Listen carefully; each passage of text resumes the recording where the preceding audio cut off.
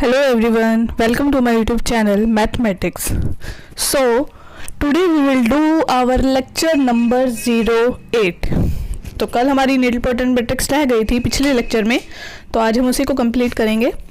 As we know that it is useful on या based on CSIR NET GRF और gate mathematics के syllabus पे based है and also useful for IIT JAM, MSc Entrances and BSc and MSc regular classes. ठीक है, तो हमारा बड़ा ही बेसिक से टॉपिक चल रहे हैं. पहले मैट्रिक्स के बारे में, फिर हम vector space and all that high level की चीज़ें करेंगे.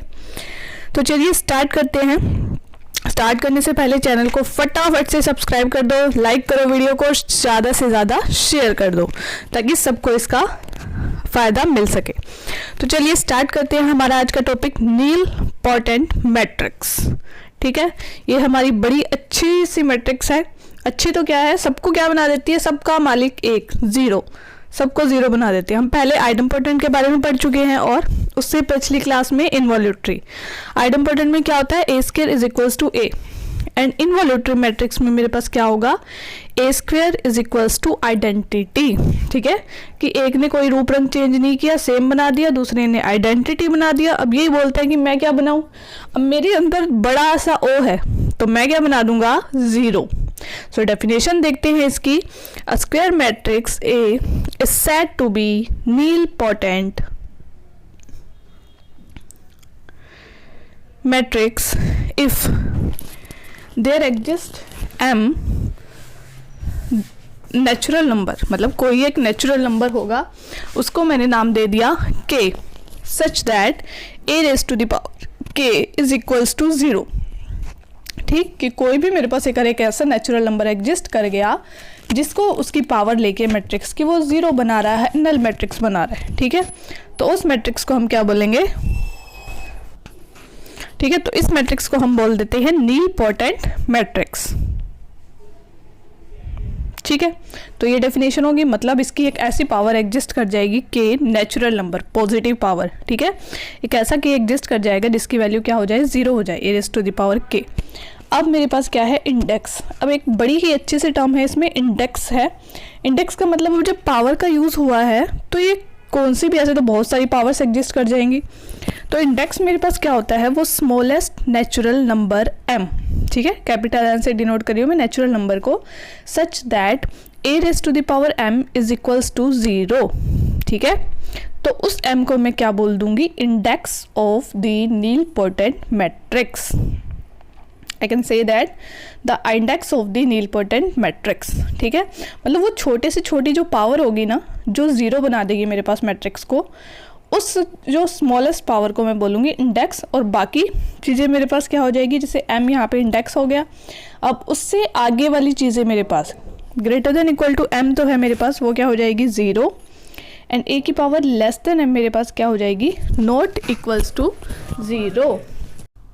ठीक है, तो ये चीज़ होगी मेरे पास, मतलब इंडेक्स से आगे जितनी भी पावर है उसकी तो ज़ीरो हो जाएगी, क्योंकि जब ज़ीरो बन गया तो भाई ज़ीरो को किसी से मल्टीप्लाई कर लो वो ज़ीरो ही रहेगा. ठीक है, तो इंडेक्स के से ग्रेटर अगर कोई भी वैल्यू पावर एग्जिस्ट करेगी तो वो ज़ीरो ही बनाएगी, लेकिन इंडेक्स से लेस देन पावर्स जो होंगी, ठीक है, वो ज़ीरो नहीं बनाएगी मेरे पास. ठीक, जैसे कि हम ले लेते हैं इसका एग्जाम्पल.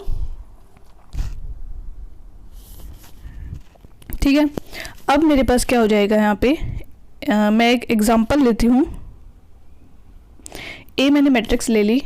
अगर एक जैसे ज़ीरो मैट्रिक्स है, यानी कि नल मैट्रिक्स है. ठीक है, ज़ीरो का मतलब जिसकी नल मैट्रिक्स वो होती है जिसकी हर एक एंट्री जो है वो ज़ीरो हो. ठीक है, every entry of the matrix is zero, then the matrix named is null matrix. अब इंडेक्स क्या होगा इस मैट्रिक्स का, ये तो ऑलरेडी ज़ीरो है तो इसकी पावर मुझे करनी नहीं पड़ेगी, यानी कि a raise to the power one ही मेरे पास किसके इक्वल हो जाएगा, ज़ीरो. तो वन मेरे पास स्मॉलेस्ट नेचुरल नंबर हो गया, जिसके लिए जो क्या है मैट्रिक्स जो है वो नल मैट्रिक्स बन रही है. यानी कि वी कैन से दैट जो इंडेक्स होगा नल मैट्रिक्स का वो वन होगा, बट जो अदर मैट्रिसेस है except null matrix, other matrices except null matrix, तो उनका इंडेक्स मेरे पास ऑब्वियसली क्या होगा, ग्रेटर देन वन होगा. वन तो हो ही नहीं सकता. अगर एक नॉन ज़ीरो मैट्रिक्स है तो ए की पावर 1 तो वही रहेगी ना, मैट्रिक्स ही रहेगी, तो वो 0 बन ही नहीं सकती। ऑब्वियसली उसको स्क्वायर करना पड़ेगा या क्यूब करना पड़ेगा या कुछ और करना पड़ेगा 0 बनाने के लिए, सिंपल। तो ऑब्वियसली चीज़ें हैं, बाकी सबका इंडेक्स ग्रेटर देन 1 होगा, सिर्फ और सिर्फ नल मैट्रिक्स का इंडेक्स 1 होगा। अब आगे हम ले लेते हैं, एक एग्जाम्पल है, ए लिया मैंने 0 1 0 0। Now I have to check is the given matrix is nilpotent और नॉट, ठीक है। अगर है तो भाई इसका इंडेक्स क्या होगा, सिंपल सी नीलपोटेंट में जो चीज़ें हैं पहले तो चेक करो नीलपोटेंट है या नहीं है, फिर सेकंड चीज़ मुझे क्या फाइंड आउट करनी होती है, उसका इंडेक्स। भाई जो स्मॉलेस्ट वैल्यू क्या हो जाएगी, जो फर्स्ट वैल्यू मेरे पास 0 बना रही है मैट्रिक्स को, ठीक है, वो पावर वाली वैल्यू, यानी कि मुझे फाइंड करना है इंडेक्स ऑफ द मैट्रिक्स, ये दो चीज़ तो हमें चेक करनी है इसकी। तो सबसे पहली चीज़ मैं क्या फाइंड आउट करूँगी, ए स्क्वायर, सीधी सी बात है। तो 0 1 0 1 0 0 मल्टीप्लाई मेरे पास क्या हो जाएगा 0 1 0 0, ये चीज़ हो जाएगी। नेक्स्ट है, अब इसको फर्स्ट रो को फर्स्ट कॉलम से मल्टीप्लाई करेंगे, तो 0 तो 0 से है, देन 1 0 से होगा तो 0, फर्स्ट एलिमेंट 0 हो जाएगा। नेक्स्ट फर्स्ट रो को सेकंड कॉलम से करेंगे 0, यानी कि 0 मैट्रिक्स आ गई, ठीक है। दैट मीन ए स्क्वायर मेरे पास क्या हो गया भाई 0 के इक्वल हो गया, तो नीलपोटेंट मैट्रिक्स तो हो गई है, but a is not equals to 1। That mean जो मिनिमम नेचुरल नंबर है जिसके लिए मैट्रिक्स 0 है वो तो हो गया।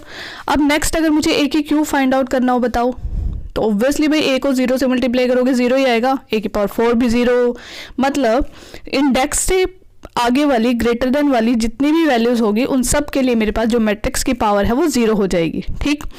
द स्मॉलेस्ट नेचुरल नंबर कौन सा एग्जिस्ट कर गया मेरे पास 2, सच दैट जिसके लिए मेरे पास a raise to the power greater than equals to 2 क्या आ गया 0 के इक्वल आ गया, बट a लेस देन 2 यानी कि a raise to the power 1 is not equals to 0, ये चीज़ आ गई। बस ये मुझे फाइंड आउट करना था, नीलपोटेंट चेक कर ली and then index find out कर लिया, index is equals to 2।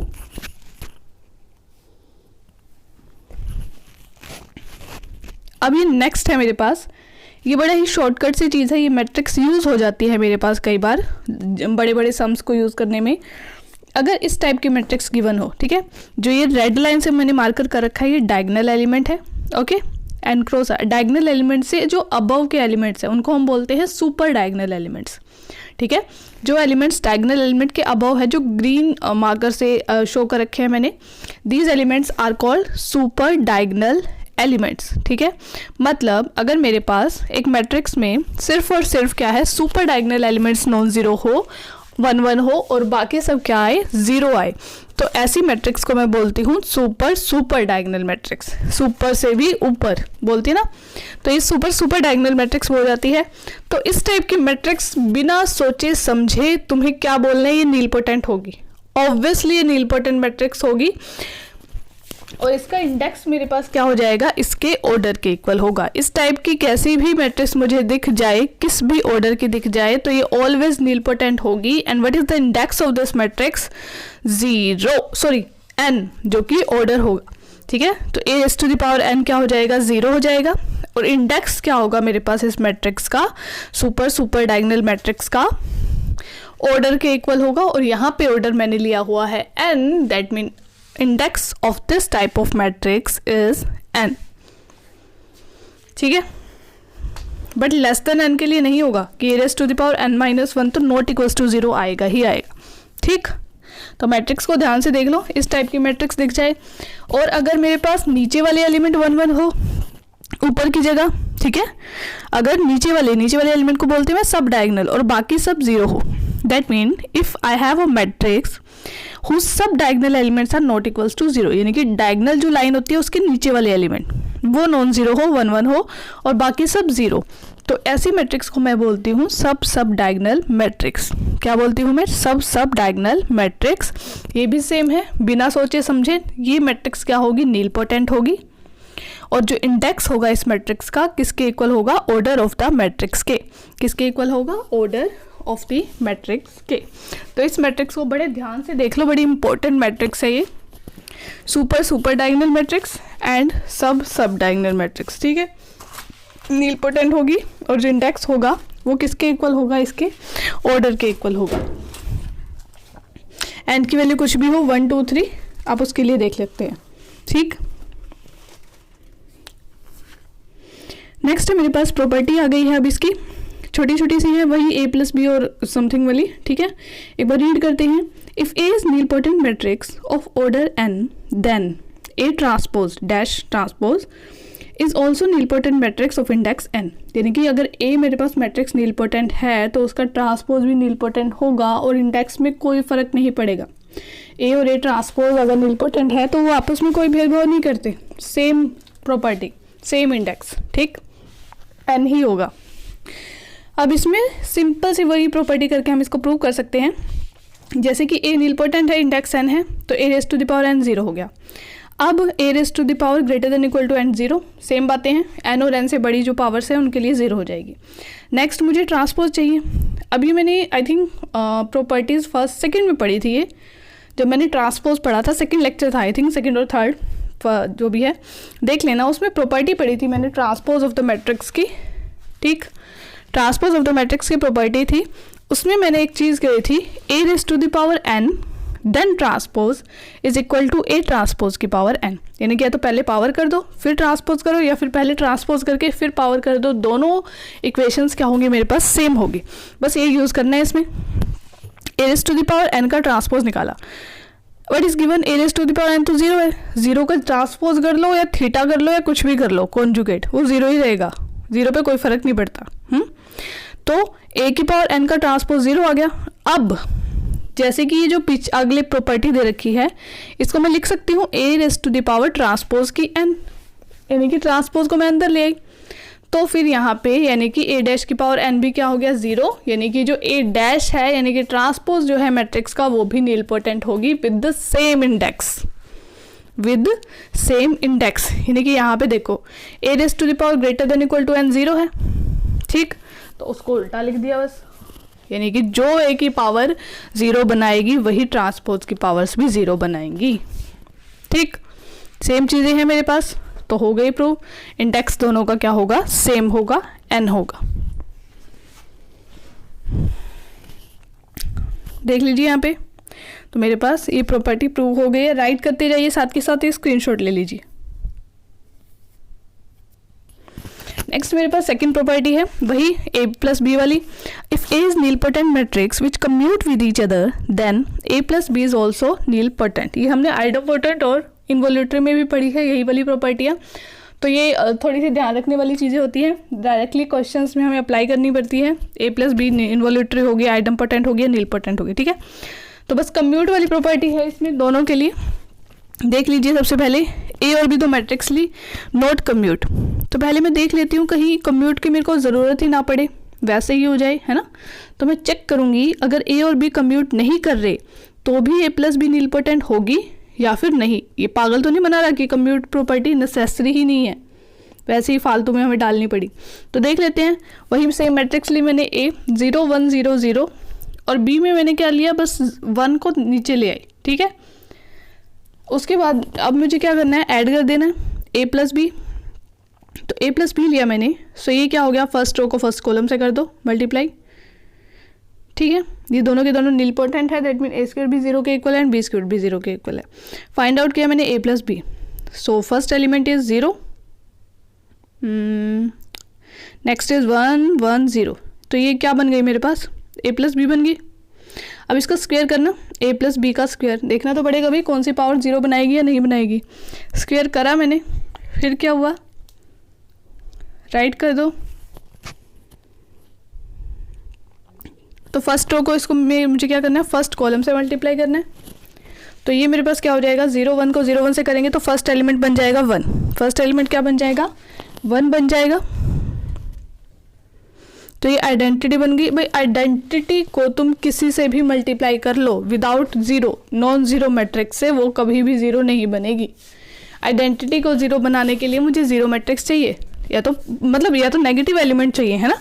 Obviously बात है, 1 को 0 बनाने के लिए मुझे या तो -1 टाइप का एलिमेंट चाहिए, कुछ ऐसा बन जाए, बट इसमें तो पॉजिटिव है, ठीक। तो आइडेंटिटी इंटू ए प्लस बी कभी भी 0 नहीं होगा यहाँ पे।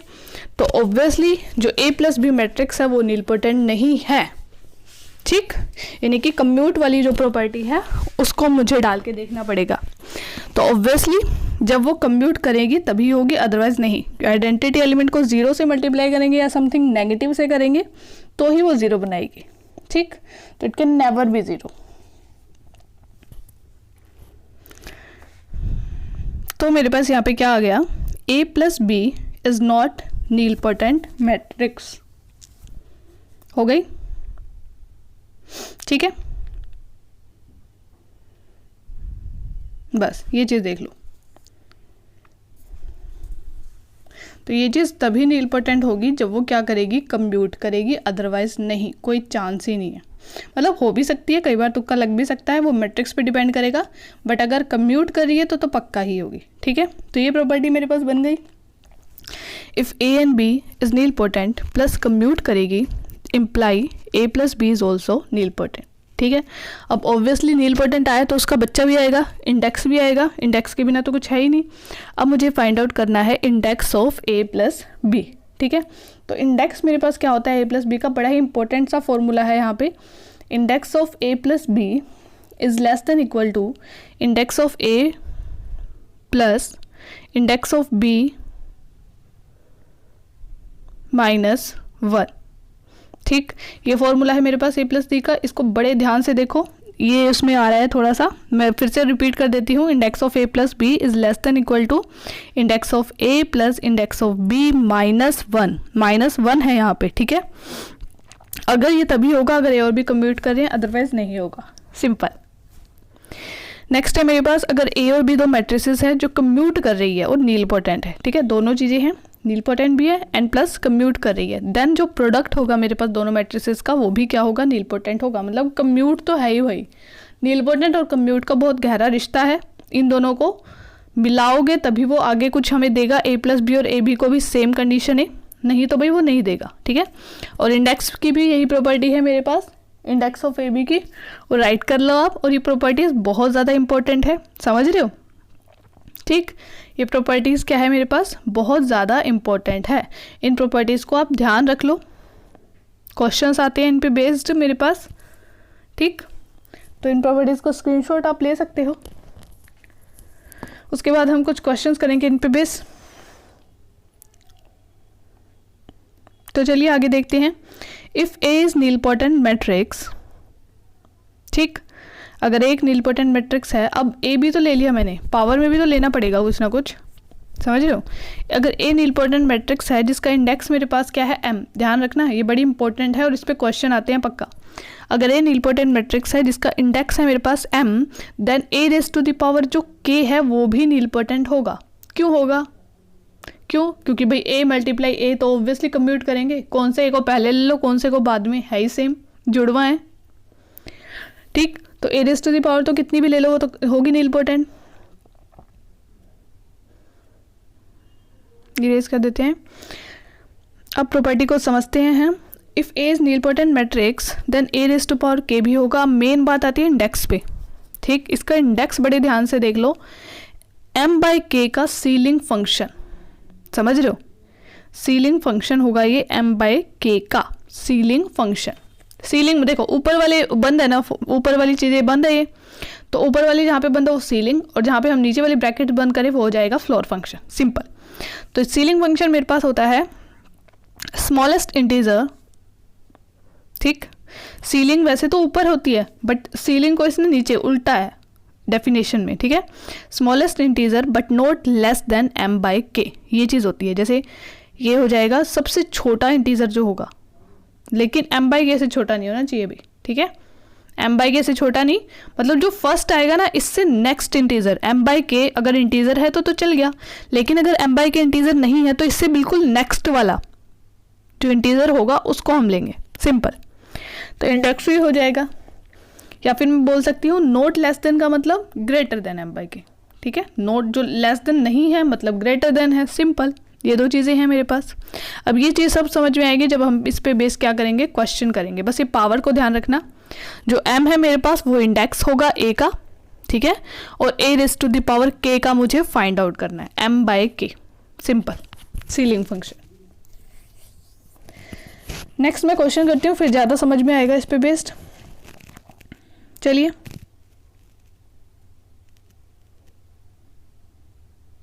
अब नेक्स्ट मेरे पास आ गया एक question, if A is nilpotent matrix, ठीक है, ऑफ इंडेक्स 79 दे रखा है मेरे पास, then A raise to the power 7 का इंडेक्स क्या होगा। आ गया मेरे पास पावर वाला। अब इसमें m क्या होगा और k क्या होगा, इसमें कंफ्यूज मत होना, ठीक है। m की वैल्यू हो जाएगी 79, क्यों, क्योंकि a का जो इंडेक्स होता है वो m होता है, और फाइंड आउट करनी है a raise to the power k 7, तो k की वैल्यू 7 पुट कर दो। इंडेक्स मेरे पास क्या हो जाएगा, a raise to the power 7 का ceiling function of m by k, put कर दो वैल्यू 79/7। अब इसको सोल्व करने के लिए ना पहले इसको डेसिमल में कन्वर्ट कर दो, डिवाइड करो, अप्रोक्स वैल्यू निकाल लो, क्योंकि हमें तो इंटीजर चाहिए। सो 11.2 समथिंग, मतलब 11 पॉइंट समथिंग होगा। मेन चीज़ मेरे पास यही है, समझ रहे हो। मेरे पास क्या होगा, इसकी वैल्यू अप्रोक्स 11.2 समथिंग आएगी, जो भी है वो आप देख लेना, अप्रोक्स वैल्यू आएगी, आगे भी चलती जाएगी, लेकिन मुझे तो 11.2 से आगे वाला इंटीजर चाहिए। मेरे को आगे ये 2, 1, 3 कुछ इससे कोई मतलब ही नहीं है, ठीक है। इससे नेक्स्ट वाला इंटीजर चाहिए मुझे, क्या चाहिए, 11.2 से बिल्कुल नेक्स्ट वाला इंटीजर, वो होगा इसका सीलिंग फंक्शन, ठीक है। इससे मुझे क्या चाहिए, इससे बिल्कुल नेक्स्ट वाला इंटीजर चाहिए, वो फाइंड आउट करना है। तो ये इससे नेक्स्ट वाले इंटीजर देखो 12, 13, 14 ये है बिल्कुल इससे आगे वाले, लेकिन बिल्कुल नेक्स्ट वाला तो 12 है ना। 11.2 और 12 के बीच में कोई इंटीजर आता है नहीं ना, तो 12 इसका क्या हो जाएगा, सीलिंग फंक्शन हो जाएगा। तो आंसर इज 12। तो इंडेक्स मेरे पास क्या हो गया, a raise to the power 7 का 12। बस सिंपल, समझ में आ गई ये चीज़। अब नेक्स्ट मेरे पास एक और है question, if A and B are nilpotent matrices which commute with each other. Simple, commute वाली प्रॉपर्टी तो चाहिए भी, जहाँ प्लस और मल्टीप्लाई की बात कर रहे हैं वहाँ हम कम्यूट को तो भूल ही नहीं सकते अगर मुझे प्लस और मल्टीप्लाई, ठीक है। इंडेक्स दे रखे हैं मुझे a का 3 और b का 4। अब मैं आपको फाइंड आउट करना सिखाऊंगी a प्लस बी और ab के कैसे इंडेक्स को चेकआउट करते हैं, ठीक है। तो चलो कर लेते हैं। तो ये हो जाएगा मेरे पास a प्लस बी की पावर 6 क्या 0 के इक्वल होगा या फिर नहीं, ये मेरे को चेक करना है। सिंपल सी बात है, पावर चेक करनी है, होगी या नहीं, मतलब इंडेक्स निकालना पड़ेगा, है ना। इंडेक्स से ही पता लगेगा कि इसकी पावर 0 होगी या नहीं। तो index of a plus b का फॉर्मूला मेरे पास क्या था, is less than equals to index of a plus index of b minus 1। ये चीज़ थी मेरे पास, ये फॉर्मूला था। अब सिंपल पुट कर दो, इसमें a और b की वैल्यूज़ गिवन है ना, 3 और 4 दिख रही है ऊपर। a प्लस बी का निकालना है मुझे इंडेक्स, तो वैल्यू पुट करो लेस देन इक्वल टू 3 + 4 - 1, यानी कि 7 - 1 इज इक्वल्स टू 6, ये चीज़ हो जाएगी।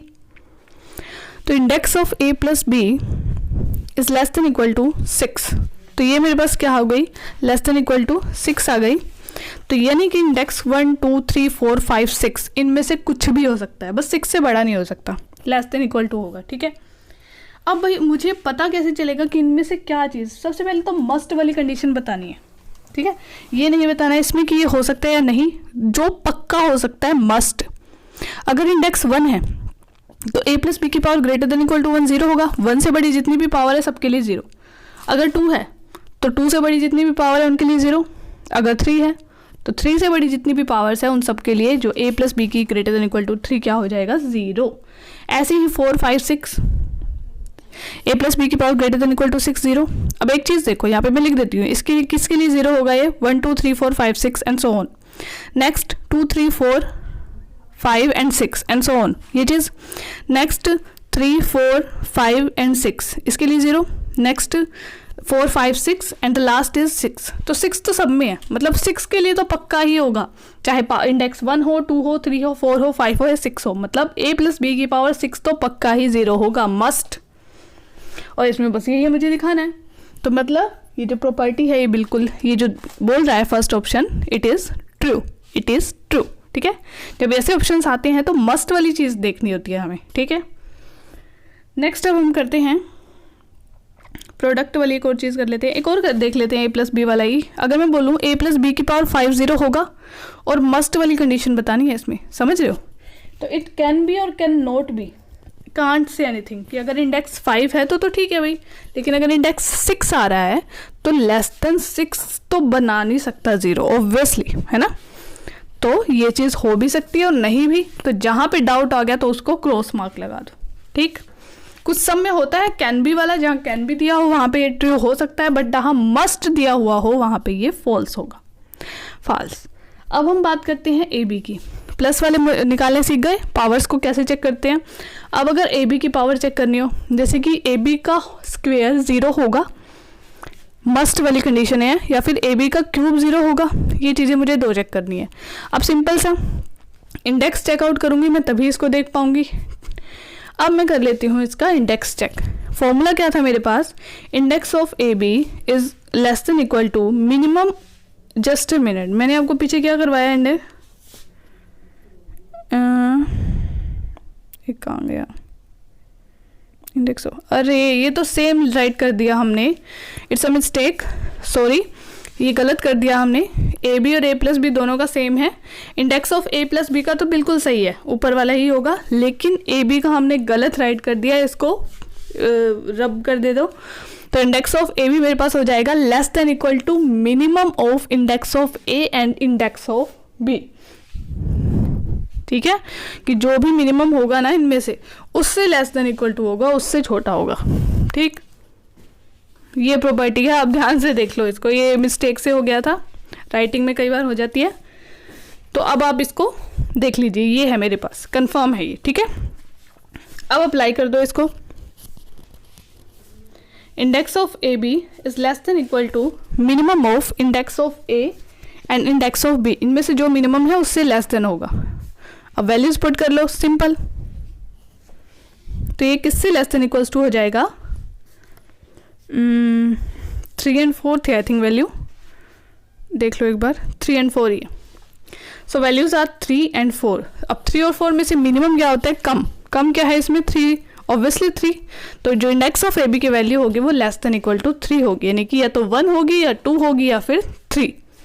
ठीक है, अब इसमें भी मस्ट वाली कंडीशन चेक करनी है, देख लो, अगर इंडेक्स मेरे पास क्या है, 1 है, ए बी का इंडेक्स अगर 1 है तो किस किस के लिए 0 होगा मेरे पास, ए बी की पावर 1 से जो बड़ी टर्म है, समझ रहे हो, अगर 1 से ग्रेटर देन इक्वल टू 1 के लिए 0 होगा, तो मैं वैल्यूज़ लिख लेती हूँ यहाँ पे, किसके लिए 0 होगा और किसके लिए नहीं होगा।